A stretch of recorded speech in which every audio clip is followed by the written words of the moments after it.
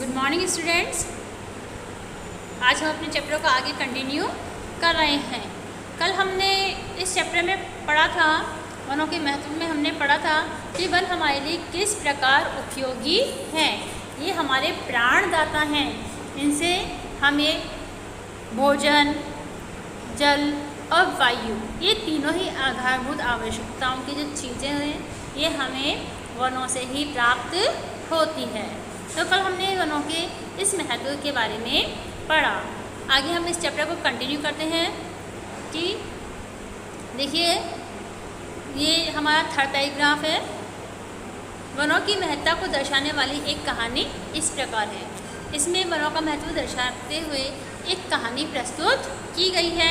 वह कहानी मैं आपको शॉर्ट में ही सुना देती हूँ। एक बार क्या होता है, एक व्यापारी राजमार्ग से जा रहा होता है। उसके साथ उसके कुछ सेवक भी थे। रास्ते में व्यापारी देखता है कि एक बहुत ही वृद्ध, एक बहुत ही बूढ़ा व्यक्ति जो है वो पौधा लगा रहा है, आम का पौधा रोप रहा है, आम का पौधा लगा रहा है। उसके देखकर जो व्यापारी होता है बहुत ही आश्चर्यचकित होता है और उसके पास जाके उसे पूछता है कि आप इस उम्र में ये पौधा क्यों लगा रहे हो, क्योंकि आपको अब ज़िंदगी का कोई भरोसा नहीं है, हमारी ज़िंदगी का, कि हम कब जिएँ और कब मरें।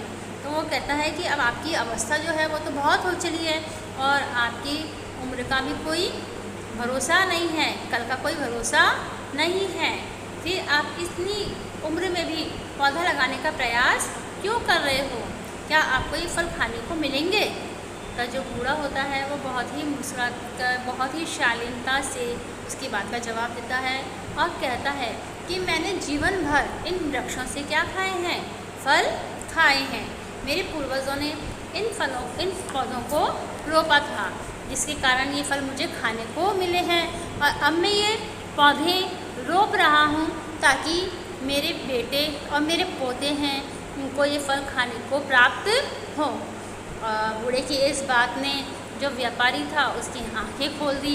व्यापारी बहुत ही प्रसन्न हुआ और उसने उसको पुरस्कार दिया और अपने वापस से राज्य में आकर उसने स्वयं पौधे लगाने का संकल्प लिया और अपने कुछ जो सेवक हैं उनको भी ये पौधा लगाने का काम सौंपा। इस प्रकार बच्चों, वृक्षों का हमारे जीवन में बहुत ही महत्व होता है।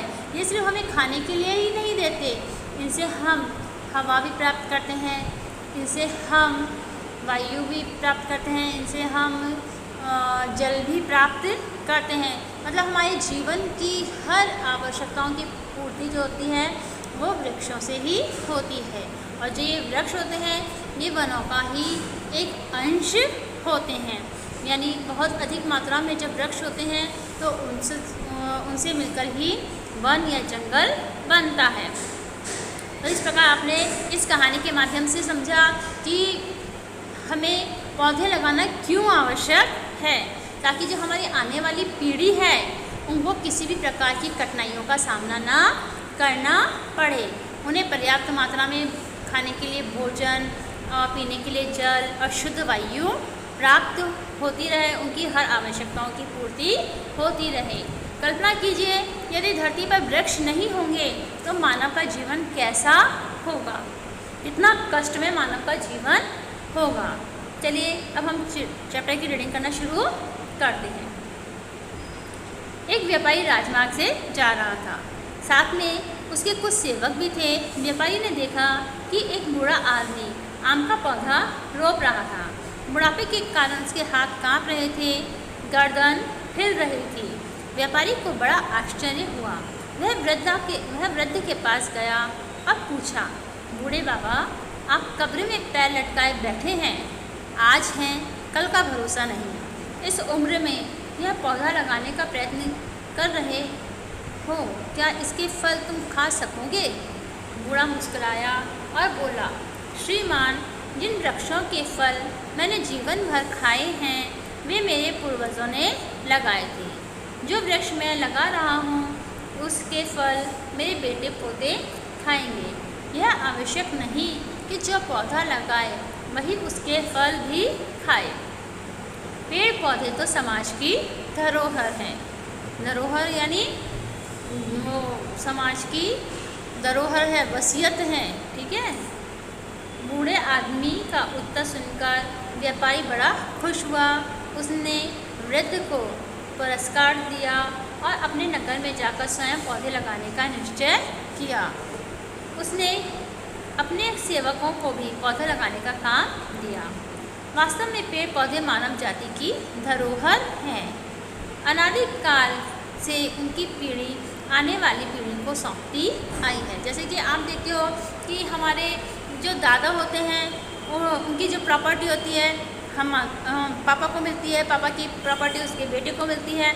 इस प्रकार जो वसीयत होती है, धरोहर होती है, वो पीढ़ी दर पीढ़ी एक दूसरे के हाथों में हस्तांतरित होती है, एक के बाद दूसरे को मिलती है। इसी प्रकार जो पेड़ पौधे हैं ये भी हमारे मानव जाति का, हमारे समाज की धरोहर है।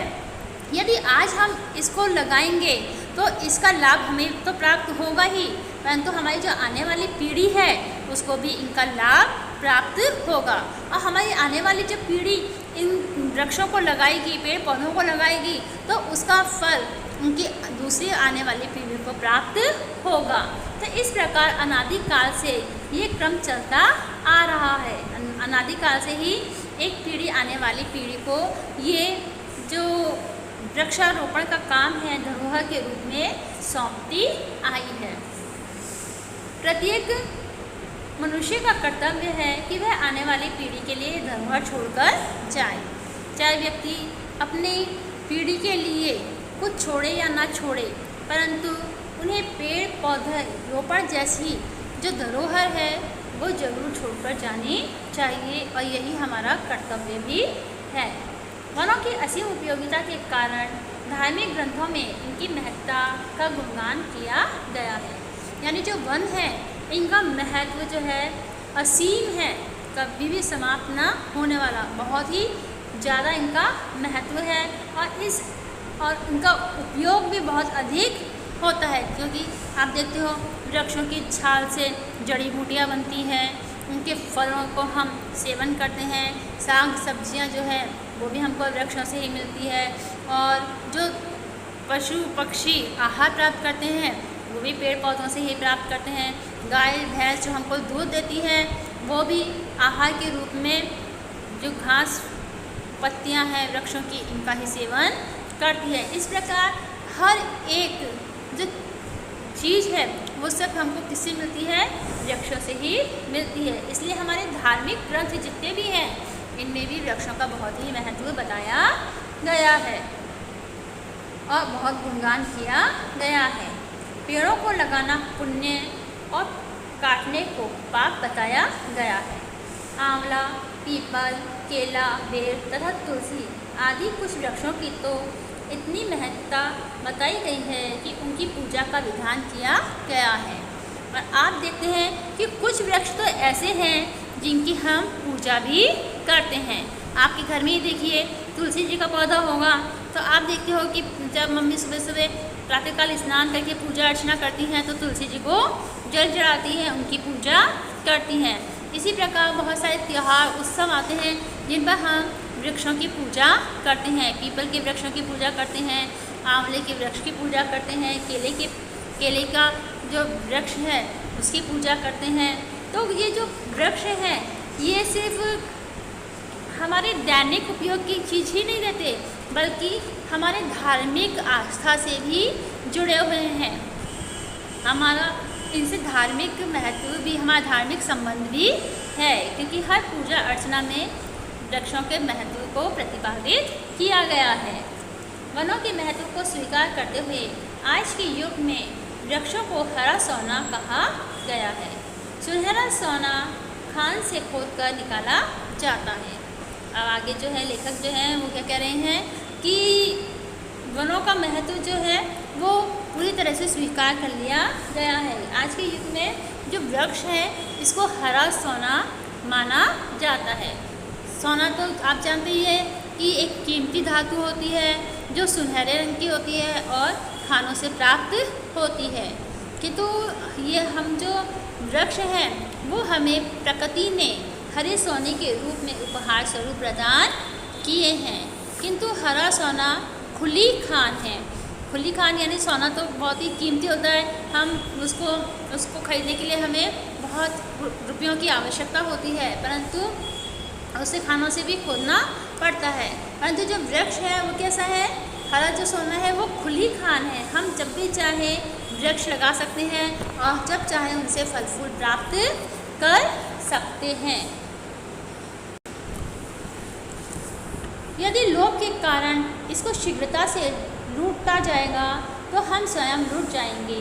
पेड़ों पर कुल्हाड़ी चलाना निसंदेह है अपने पैरों पे कुल्हाड़ी मारना है।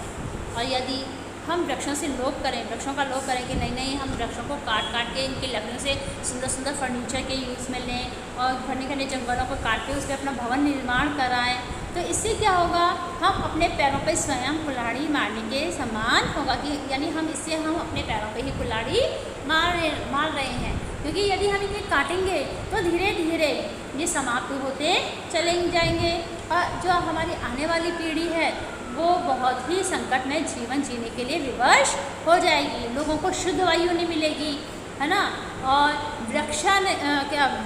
वर्षा नहीं होगी। जो आप जानते हो जो वर्षा होती है वो वृक्षों पर ही डिपेंड करती है, मानसून पर ही डिपेंड करती है, ठीक है ना। तो जितनी ज़्यादा अधिक मात्रा में जहाँ वृक्ष होते हैं वहाँ पे वर्षा अच्छी होती है। तो यदि हम अपने स्वार्थ के लिए, अपने लोभ के कारण इन वृक्षों का हनन करते हैं तो हम और हमारी आने वाली पीढ़ी को इसका काफ़ी नुकसान भुगतना पड़ सकता है। आज अबाध गति से बढ़ती जनसंख्या का कारण बड़ी मात्रा में पेड़ों का सफाया कर वन भूमि को खेती योग्य बनाया जा रहा है। रेलगाड़ियों की पटरी बिछाने के लिए, सड़कें बनाने के लिए, निवास हेतु घर बनाने के लिए वनों को काटा जा रहा है। इससे पर्यावरण समस्या की एक नई समस्या उठ खड़ी हुई है। अब आप देखिए जैसे जैसे जनसंख्या बढ़ रही है ना, पॉपुलेशन बढ़ रही है, तो लोगों को रहने के लिए जगह का अभाव हो रहा है, तो वो क्या कर रहे हैं, वनों को काट रहे हैं। इसी प्रकार जो सरकार है वो क्या कर रही है, अपने देश को आगे बढ़ाने के लिए क्या, जैसे कि बड़े बड़े उद्योगों की स्थापना करने के लिए, रेल की पटरियां बिछाने के लिए, यातायात के मार्गों का निर्माण करने के लिए बड़े बड़े जो जंगल हैं इनको साफ करके उन्हें इस योग्य बनाया जा रहा है।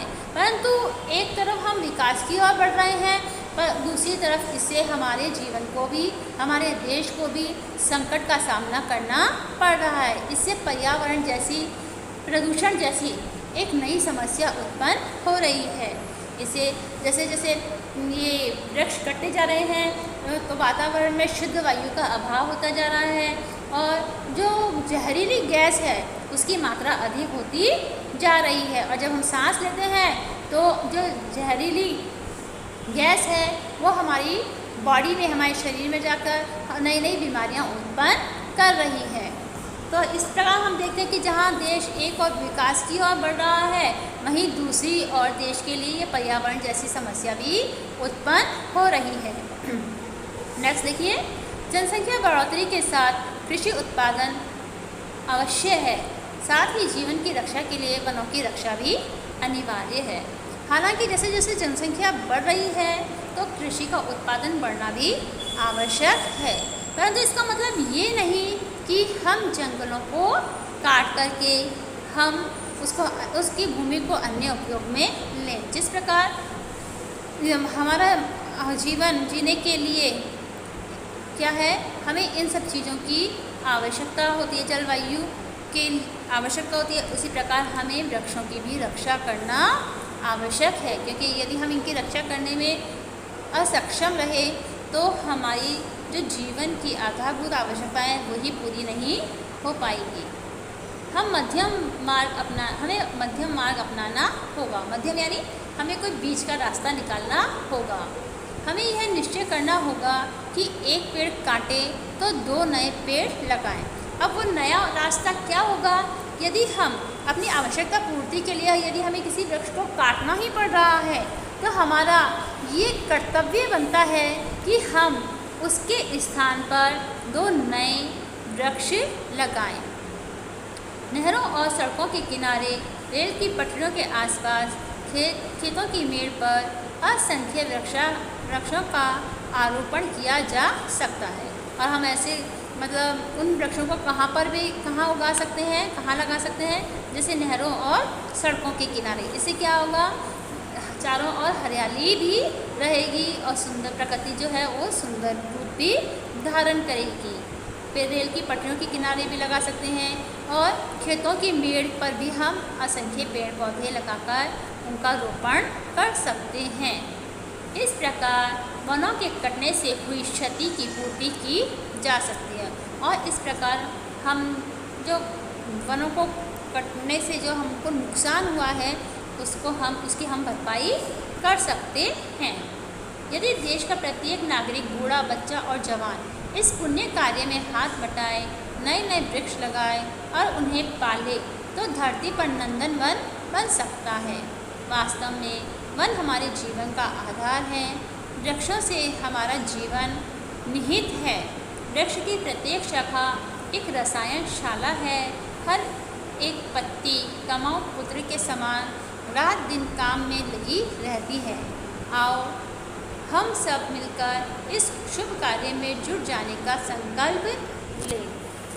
लास्ट में अंत में लेखक यही कहना चाहते हैं कि यदि देश का प्रत्येक व्यक्ति, चाहे वो बूढ़ा हो, चाहे बड़ा हो, चाहे बच्चा ही हो, यदि वो इस कार्य में लग जाए, इस पुण्य कार्य में लग जाए कि वो ज़्यादा से ज़्यादा नए नए वृक्ष लगाएं, तो शीघ्र ही हमारी धरती जो है उस पर नंदनवन बन जाएगा।